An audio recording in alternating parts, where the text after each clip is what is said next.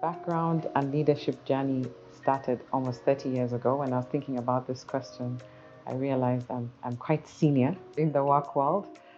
30 years of working, 15 years in commercial banking, specifically in Rwanda, but in the previous 15 years in all sectors, administration, marketing, the education sector, NGO sector, and in three countries, in Canada, South Africa.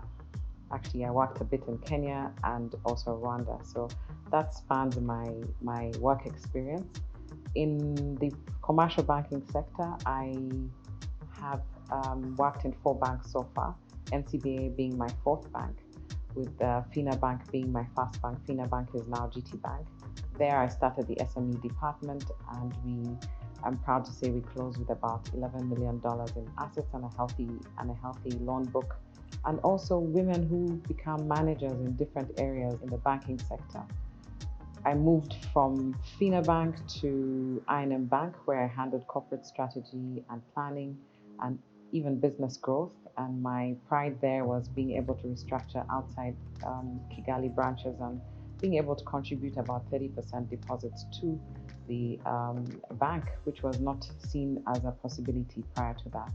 And also working in various projects which most people did not want to work with, which then led me to my next level, which was a microfinance, where I was the COO. It's AB Bank.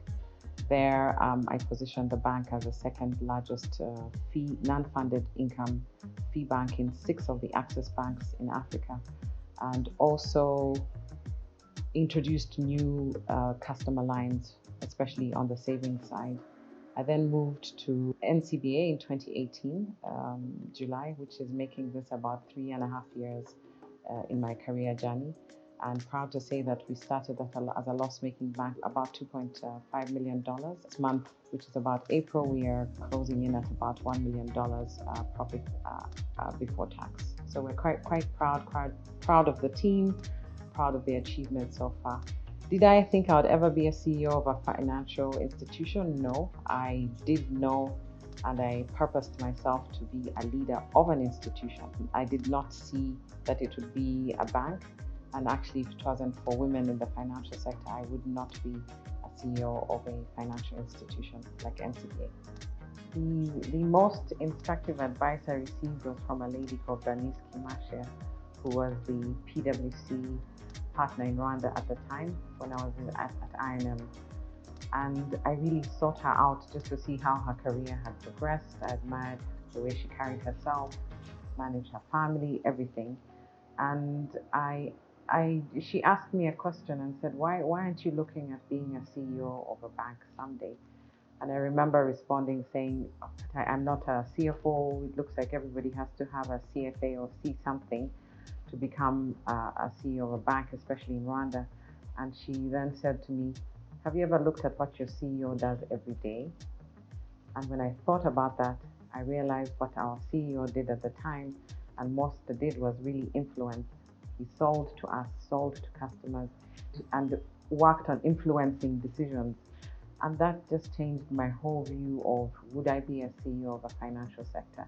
But that for me was a very powerful, just simple query that asked me to observe the leaders in my environment. And I then believed I could actually be a CEO of a financial institution. Following from the advice I got from a woman in finance who was in PwC, two women encouraged me to apply for the NCBA CEO role, which I really did not think I qualified for. And they just really pushed me. And if it wasn't for them, I wouldn't be in this role. I wouldn't be pushing forward the agenda of inclusion, of a different type of leadership in the financial sector. If it wasn't for them, I would also not be the first female Rwandan CEO of a commercial bank recruited in the private sector, or even at the time, the first female CEO for CBA 56 years on. So it is quite important to have women in the financial sector. Even post my appointment, I've also had a lot of encouragement. I've been able to promote initiatives in the financial sector because of support of women. So it's really important to have women to support you, and also for the visibility for those to see that if you're a woman in leadership, it's actually possible for the young girls to say, I can do it. So it is extremely important. We're also serving a segment of women, and if women don't see you leading an institution, sometimes they feel that you will not listen to their needs. So there's also a revenue opportunity. We need to serve and be reflective of the market that we are serving. It's both male and female, and that's really why it's important. So there's a revenue aspect, there is an inspirational aspect, and there's also growth, opportunities to uniquely identify growth for women in the sector. The Angaza Awards experience was phenomenal. First of all, I entered the competition having first heard about it from other women in finance. That's why it's so important to have women in finance. They challenged me and I just did it. Once again, just like my job and the current job I have. And what it showed me was a spotlight on a minority, for example, women in finance. It gives you visibility nationally, it gives you visibility in your institution. It makes you have to look inward and ask yourself, in this community, what am I and what can I do? It's actually once you do appear as a winner, it challenges you to make a difference, and it has been quite a phenomenal experience. Are these platforms such as Angaza awards necessary? Yes, because the little that I do in Rwanda can become like a domino effect in another country.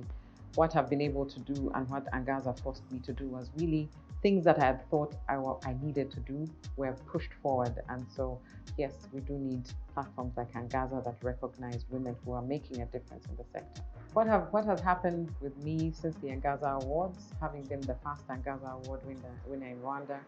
First of all, I'd like to say in just NCBA Rwanda, we've promoted 17 women in the last 12 months, and that has come as a result of being purposeful in the recruitment process and giving an opportunity to those who would not actually get an opportunity.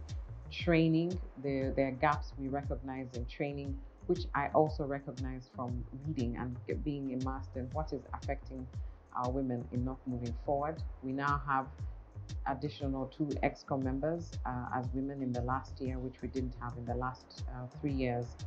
In addition, we launched a women in NCBA community and also our men in NCBA community, recognizing that we cannot work alone. And so we have those two communities, and we happen to be the first bank to have a women's community and a men's community. And what this has done is there's a ripple effect. We have the central bank that also introduced the women's community and others that are now coming up.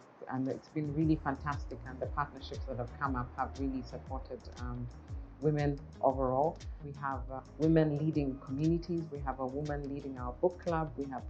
We are also looking at attaining the gender seal from UNDP, which will then put us at a place where we're really addressing gender-related issues, not just men and women, but really addressing gender-related issues in the sector.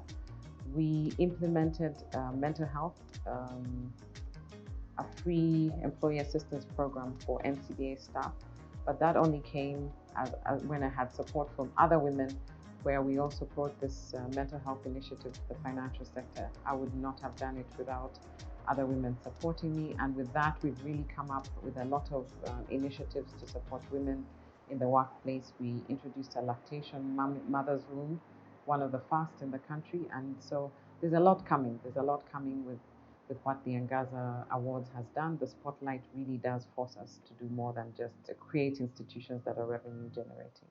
Thank you.